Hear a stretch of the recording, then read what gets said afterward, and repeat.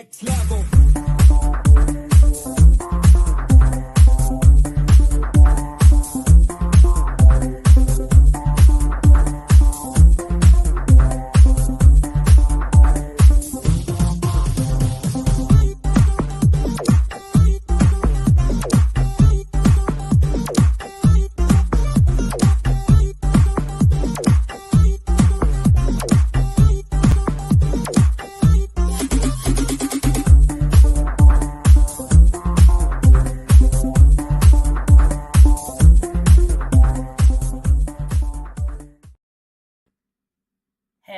Hello. Good morning, good afternoon, good evening, wherever you are in the world.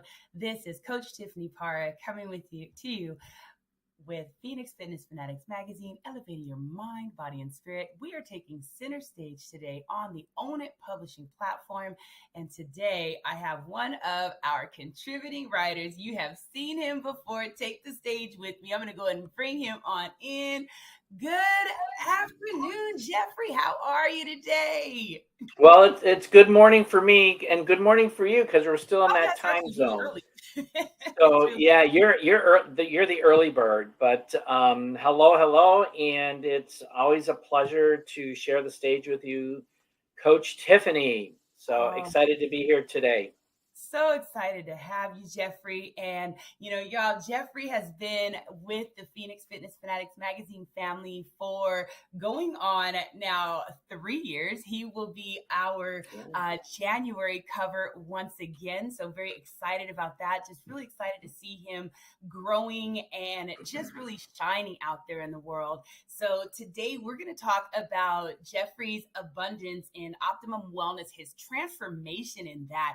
I mean, this guy has been transforming his mind, body, spirit. He is now also just rocking it out there with changing his finances as well. It's just absolutely amazing. So, Jeffrey, please, let's just start out by you just sharing who you are, where you're from, and just a little bit about your background and upbringing. Sure, no problem. Thank you, Tiffany.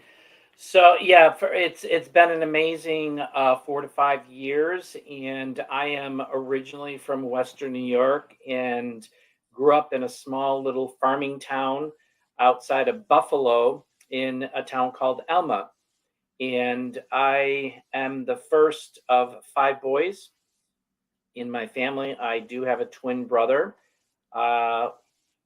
With that, the upbringing was, pretty typical. I think it's typical back in the 50s and into the 60s.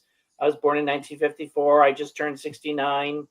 And back then, the 50s was the rock and roll, or the Elvis Presley days, and really being brought up in a community where family was important and schooling was important, and just finding your path in those earlier days. We did have strict parents, and growing up with that, I think that we resisted it. Growing up, and I think every kid resists their parents at certain points. But as I got older, I appreciated the discipline that they instilled in us, and the values that we have, that I've carried over throughout the years, and looking at what's going on today. So I'm very, very blessed in that respect. And my father was a very hard worker. He was hardly ever home. He was constantly working. And that was one thing that we were, I'm going to say that we were, disappointed in, because we always, as 5 boys growing up, we love our mom, but we very seldom saw our dad because he was at the office.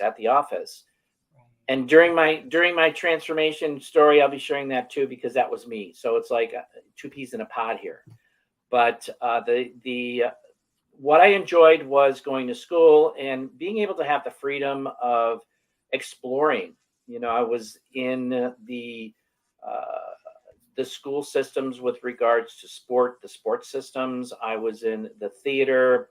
I was in different organizations. So it allowed me to really explore different areas within the possibilities of what my future was going to, hold for me, which has changed many, many, many times. So, but growing up in Western New York was good. It had its pros and cons. And then I was looking forward to getting out of Western New York because I wanted to explore. I was always, all over the place and wanting to have more experiences. And in order to do that, it was a matter of getting out. And thank God I was comfortable in doing that. And my four brothers well, now three brothers. Unfortunately, I had one brother who passed last year. They all stayed in the three that are there now stayed in Western New York. The one who passed actually did travel. He was in the Marines and he traveled all over the world. He settled down in Texas when he was in the military. And then unfortunately, when he was diagnosed with MS, he moved back to Western New York and stayed there. So, but it's during my journey, I would say in the last 4 years, I've been talking more and more with people who share their story with me. And there's some really amazing commonalities across everybody's lives, which is pretty amazing. So Absolutely. So many great stories out there, Yeah. and I tell you, you really hit the nail on the head when you talk about, the generations and just kind of how those, our parents are, right? The dads. My father was in law enforcement. We barely saw him a lot of times as well. My mother was like Rosie the Riveter. She was home. She was able to cook and do all those things that, moms did. But she also spent a lot of time in the office. So, but nowadays you see it, it's kind of a transition there. And you see a lot of, dads staying at home and Right. a lot of moms being the ones that are absent and things like that. Sure. So it's very interesting, right? So We were very fortunate. My mom was a stay-at-home mom. So she was there 24/7, running the house, taking care of the family and cooking and cleaning with our help, of course. That was part of our upbringing. So we're going to go ahead and cut to a quick commercial break, and then we're going to come back and talk to Jeffrey a little bit about the college years and just kind of how his transition went, in that. So we'll be right back.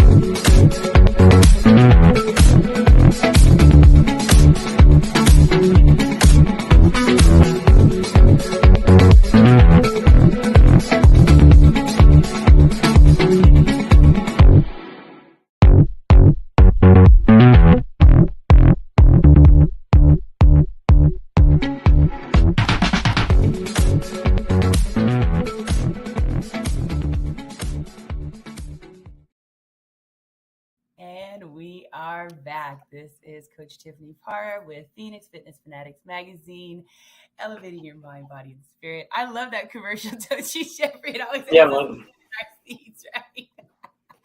That was Bebop. whole entertainment. Big ups to Michelle Mupo out there, always keeping us entertained with those wonderful commercials. So we are back with Jeffrey Berger talking about his just journey to optimum wellness on all levels of life. So, Jeffrey, let's talk a little bit. We talked backstage, and have talked offline, about just your journey and, college, things like that, and just kind of how, your route kind of changed there, and your journey kind of took just a different route there. Let's talk a little bit about that and how that went for you. Sure. So obviously we grew up in an era where we were taught to, go to school, get good grades, graduate, go to college, get good grades, graduate, and find a nice, safe, secure job. Right. Well, that was a myth for many. Not, and some, obviously, yes, it turned out really, really well. But when I graduated, I actually went into a school. I went to a school down in West Virginia called Alderson Broaddus, and I was actually in the second class. Well, no, I applied for to be in the class of the first physician's assistant school in the United States. Oh, wow. And they only allowed 65 people into the class, and I was ranked number 66. But I went anyway because I thought I'll go down, I'll start taking classes, and then migrate over into the program. I was there for a year. Things just weren't resonating with me for some reason. And I started to rethink about my life and where I really wanted it to go.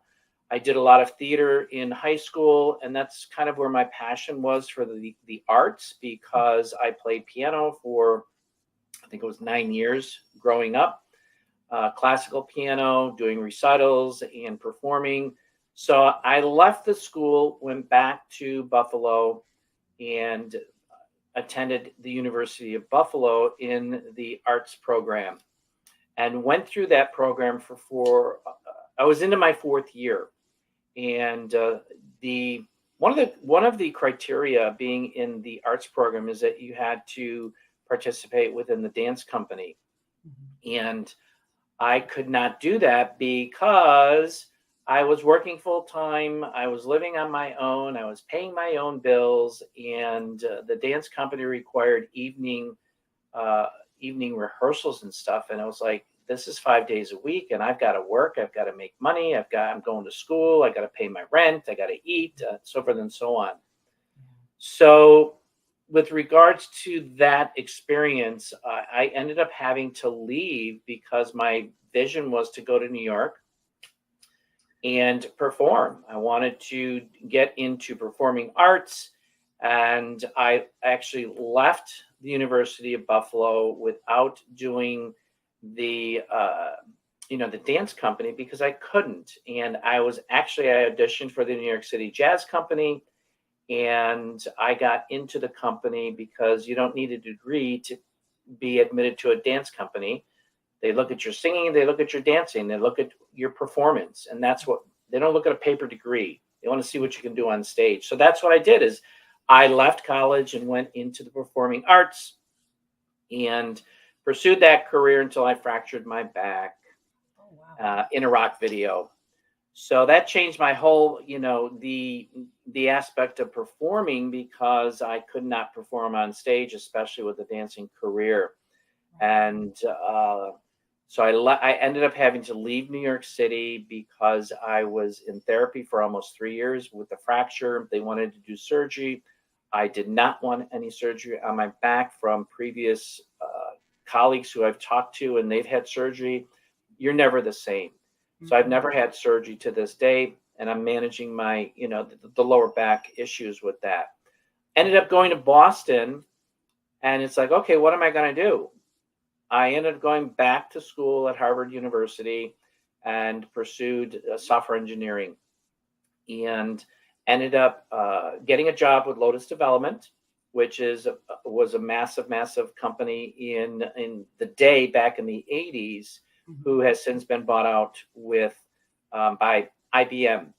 And massive changes with the corporate world, restructuring and downsizing, and I was in one of those cuts. So then over the next number of years, I ended up just working for different companies in the Boston area as a software engineer. And for 25 years, I was in the corporate world and pursuing something that I thought that I was. In the beginning, I was really very, very appreciative, and I enjoyed that journey until later years, which we'll talk about later on. But I think that college, there's pros and cons to college. When I look back at it, there are necessary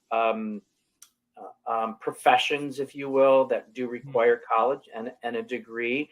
But at the time, I was not looking for a degree in the fine arts, and I did get certificates and different awards with regards to software engineering. And with that industry, it changes like dirty diapers.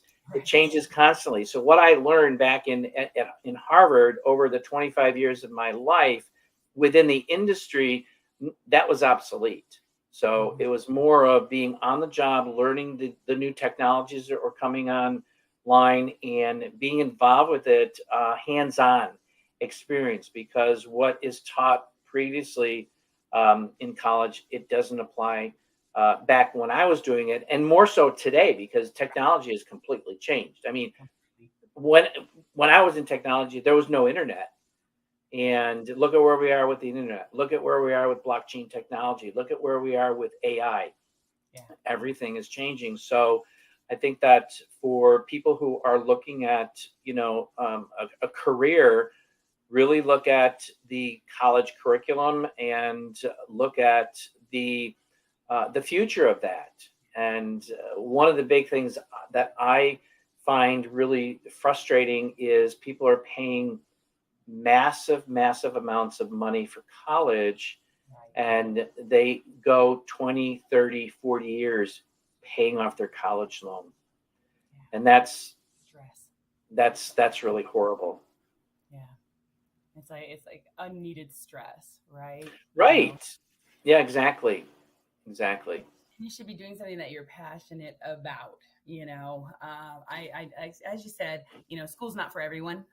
It is for some. I know, even being in the corporate world myself and hiring, people as, being in HR management, some of the people that I would hire the ones that didn't have the degree, but the ones that had the experience and the skills to do the job. I didn't need the paper, because the paper, half the time, the person didn't have the common sense that I needed them to have to do the job. So Exactly.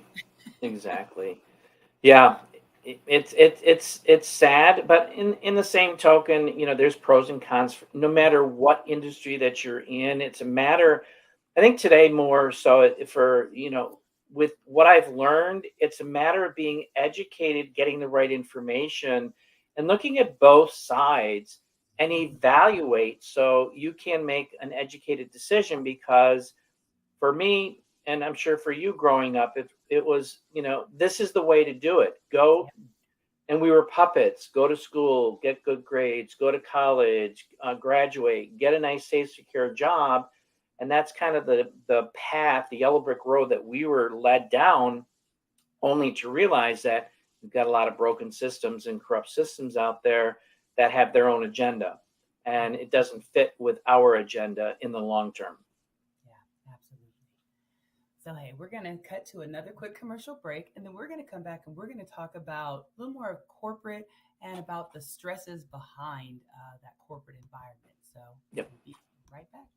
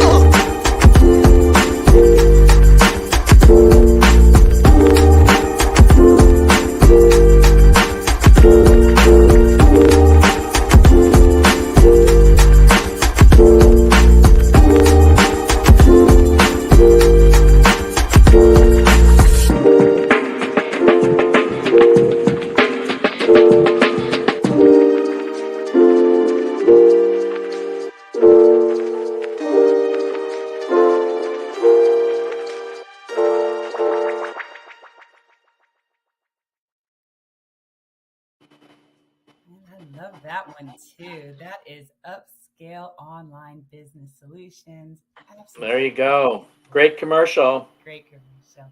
So we are back. Phoenix Fitness Fanatics Magazine, elevating your mind, body, and spirit. We have Mr. Jeffrey Berger here, and we are talking about his journey to optimum wellness, his whole transformation, and just really getting, man, just watching this guy rocking and rolling out there, just getting to the top, man. So let's talk about just, those corporations. So many corporations and businesses, they're having a lot of just major shifts out there, which really impact the employees and the employees' morale, things like that.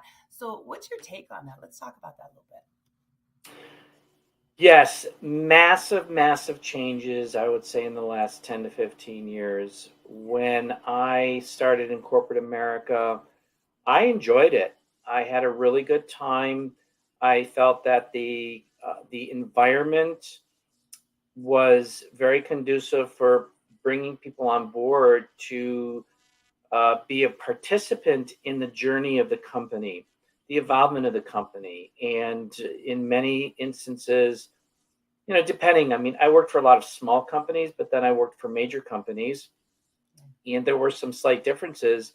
But back in the day, you had vacation, you had the 401k uh, contribution, you had team come out, camaraderie and different events that you could go to that the corporations would, pay for and to allow you to continue your education. Those are some really great, great experiences. But I found over time that those each year went by, little pieces were taken away, the stress level started to get up, and the expectation of the employee was doubled, tripled, quadrupled, and it started to put questions in my head saying, what am I doing? Why is this going on? This is not like it was 10 years or 15 years ago. And the idea of a loyal employee was diminishing because there was no respect for the employee, and especially for those individuals who are on salary, because we are expected to work overtime and not get paid for it. A Mm-hmm. couple of hours a week, maybe 5 hours a week of overtime, Yeah. no Not problem. We're dedicated. I want to get the work done. I want to be a productive contributor to the ultimate goals of the company and within my department as a software engineer. However, when those hours got to be work, up to 60, 70, working into 6 days and 7 days a week, yeah. and all you're doing is getting up in the morning, going to work, coming home, eating and going to bed, and doing that 7 days a week, year after year after year, having to cancel vacations because of time constraints on projects that project managers had no clue what they were doing and how they were managing it. Was, no, we got a deadline, you got to get it done, you got to get it done. Mm-hmm. So those were the things that I was experiencing during the last, I would say, 10 years of my corporate life. So, and it really impacts the employee, Mm-hmm. because we all want to work. Obviously, we have to work to have a lifestyle. We want to do our personal best. Right. However, that is interfered by corporate and the greed by corporate and their bottom line. I understand corporations have to make money, but when you see your managers going home at 5 o'clock and you're staying till 10 or 11, and when it comes time for raises, and well, we don't have money for raises, and you see your boss coming in with a brand new BMW, it's like, well, wait a minute, what's going on here?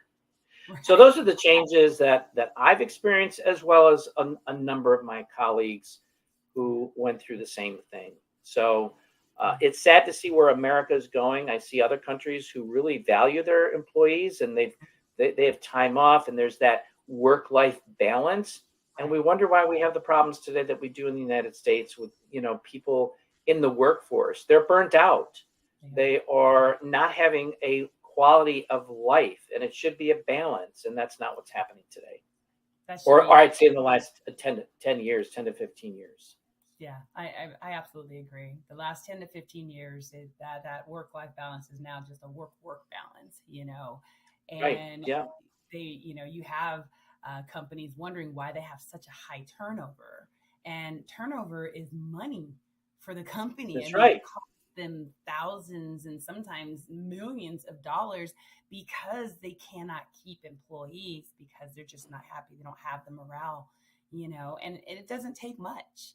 I mean, like you're saying, I mean, being able to just honor vacation time or being able to, allow someone to go home after, I mean, if they're going to work overtime, great. Work, maybe a 10-hour shift or something like that, not 12 Yeah. hours, six Yeah. days a week or 15 hours, things like that, because that is going to Right. lead to, that burnout, right? So, um, you had mentioned before that you had left corporate back in 2016, and we've talked, in other conversations about that burnout, So let's talk about the burnout that you went through. Like, what was physically going on with you, and, and emotionally going on with you with that burnout, because that's huge. Yes. Yes. It is very huge. And over the last 5 years of my coaching with holistic physical and mental wellness, I've talked to so many people in regards to this, and it's pretty common. And in fact, it's embarrassingly common in the US. I can't talk about outside of the US, but with the constraints of what businesses are putting on employees, the stress that is added to that, I would say the last 5 years of my corporate career were Mhm. probably, some of the worst. And with regards to being, because I was a manager in some respects, where I was managing I had 13 projects on my plate at one time. Wow. And to talk about having the stress from those projects, but then also working in a hostile work environment, Mm. and then having a manager who had no clue really what I was doing. And basically, I mean, many people have experienced this. They have a manager who hates them, you know, and doesn't like them. And no matter what you do, it's not right. So the pressure and the stress from the different projects that I was, doing in the last 5 years uh, with a pharmaceutical company of all, was really detrimental to my physical and mental wellness. Mhm. And over the years, I just kept declining from a health perspective. My depression was coming back because I am a survivor of, and we've talked about this, I'm a survivor of childhood molestation, chemical dependency, two attempts at suicide.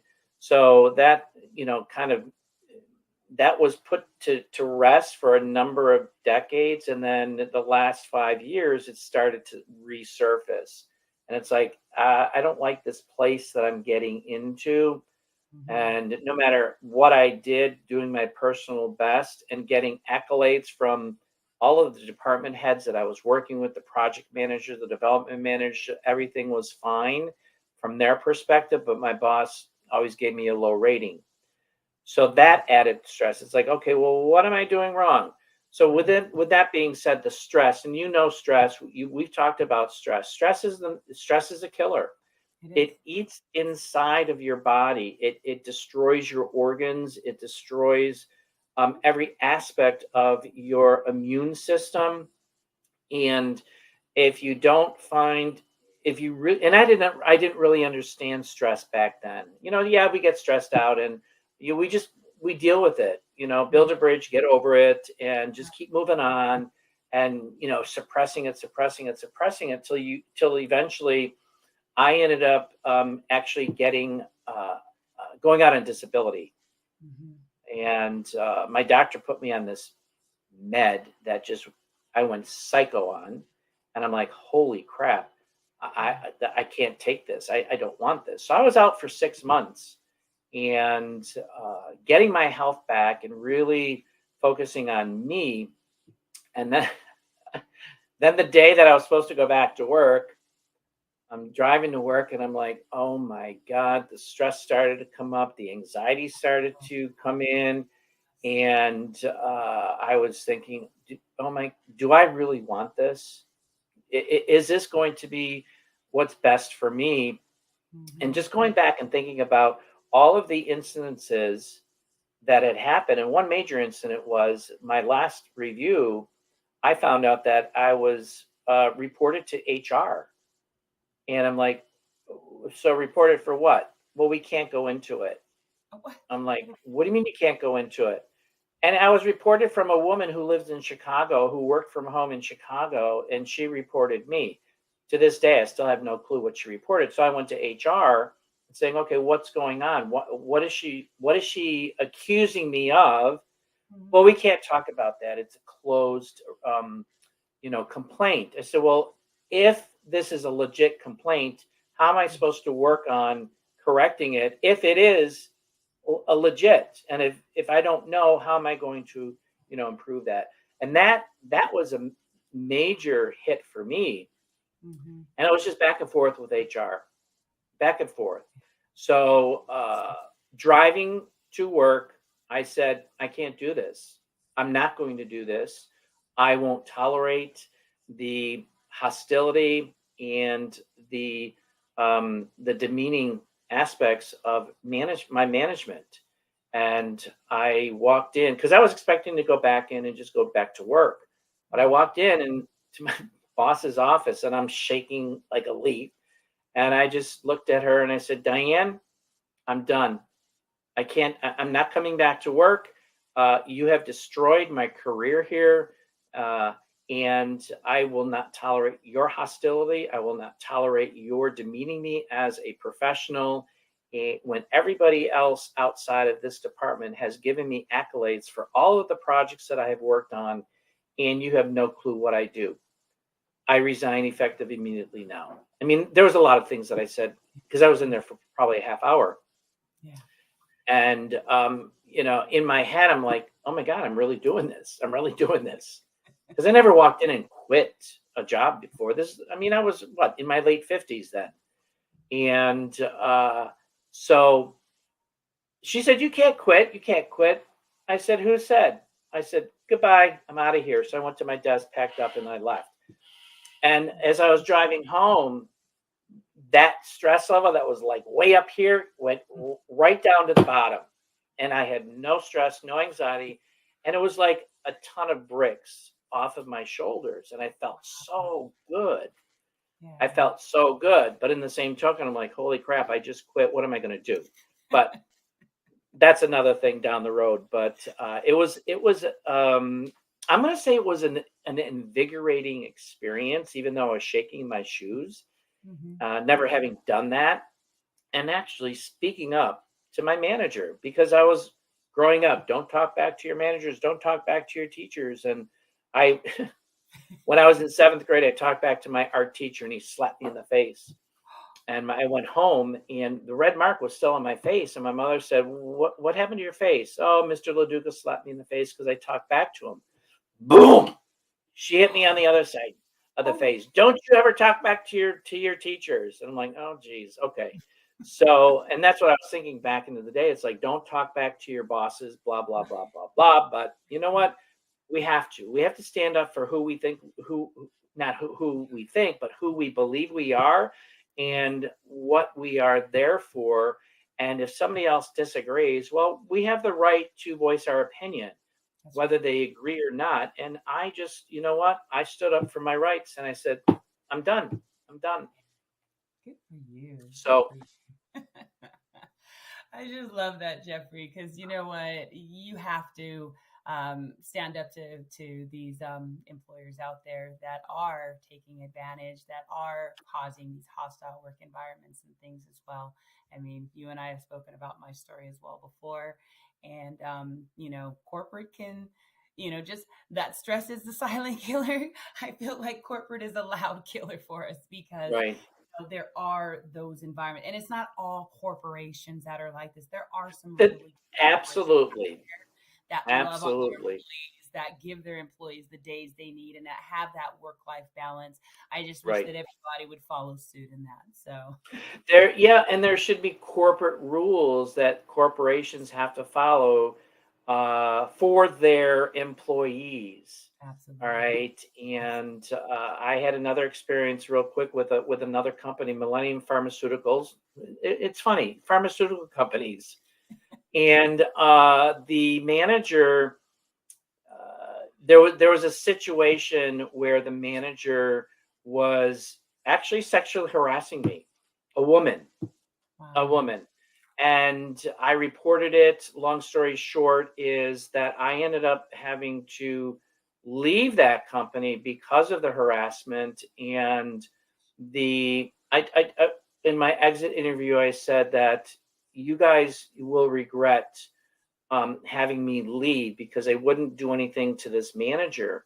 And 6 months after I left, the entire department, there was 16 people in that department that I was working with. They all left on the same day because of this woman. Yeah. Yeah. Well, see, So, just keep your eyes out. Be aware of the work environment. I mean, really, to just that message to the higher ups. Just be aware right. of what is going on and really talk to your employees. You are not at a level, you're never at a level that you cannot go and speak with your employees. I mean, I don't care, if you're that CEO, you know what I'm saying? I mean, a business owner, as a business owner, if I have employees, I want to know my employees. I want to know, everything about them, because once you know everything about them and kind of know how they, know about the Right. family and know about different things, I mean, you'll A- know how to handle certain situations. And it's just so much better. Absolutely. We all go through our own life experiences, and when you have, a company, obviously with bigger companies, it's more difficult to have that kind of an environment. But with smaller companies, it's all about the camaraderie. It's all about the vision for the company, because if the company does well, then the employees do well. And it's shared amongst the efforts of everybody that is, pulling together to make it successful for, everybody. Right. So Absolutely. Absolutely. Well, Jeffrey, it is always such a pleasure having you on the show. And we are going to thank be you. back for much, much more with Jeffrey and his transformation, y'all. It is just amazing. So, Jeffrey, do you have any words of wisdom or encouragement that you'd like to share with the audience before we take off today? Yes, I am going, and this is what I will share. And this is what I have been really, really passionate about, and want to convey to people to keep their options open and with an open mind. Yes. As I've talked about this journey, this initial journey, we were following that yellow brick road where we thought, oh, we're going to end up in Oz. Well, most people who are following that with the traditions of the systems that we have today, you're not going to end up in Oz. You're going to end up having water poured over you and you melting away because of what is going on. And being able to be educated on both sides, looking at the pros and cons, and then you make that decision. And this is something that we'll go into, a little bit more as we go through the transformation, because it was a rude awakening for me. Just like this beginning here is leaving corporate America because it was toxic. And keep your minds open to getting information, even if it doesn't initially. If you're skeptical, if you're cynical, forget it. If you're skeptical, that means you're open to getting some seeds planted, and if they germinate, great. If they don't, then they don't. So that would be my advice. Awesome, Jeffrey. Thank you. Well, yes, everybody, keep your options open. That's for sure. So, thank you so much for joining us today on Phoenix Fitness Fanatics Magazine's podcast. We look forward to seeing you again. And if you have not subscribed to the magazine yet, definitely go to phoenixfanaticsmag2021.com and subscribe. You will see some amazing content from Jeffrey. You will also see some amazing content from some other awesome contributing writers out there as well. We've just got some really awesome stuff going on. So subscribe. We love you, and we'll see y'all next time. Take care, everybody. Bye.